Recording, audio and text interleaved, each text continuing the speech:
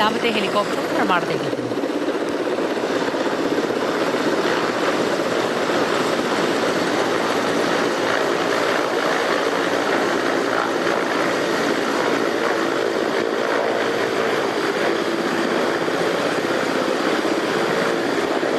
രാഷ്ട്രപതി ദ്രൗപദി മുർമു ഇന്ന് ശബരിമല ദർശനം നടത്തുകയാണ്.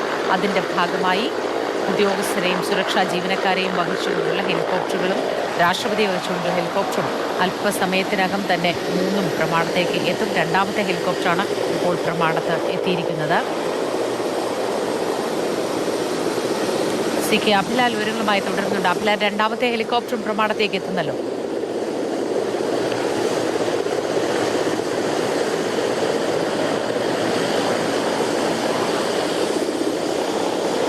മോദി, രണ്ടാമത്തെ ഹെലികോപ്റ്ററാണ് ലാൻഡ് ചെയ്യുന്നത് പ്രമാണം ഇൻഡോർ സ്റ്റേഡിയത്തിന് സമീപമുള്ള മൈതാനത്ത്.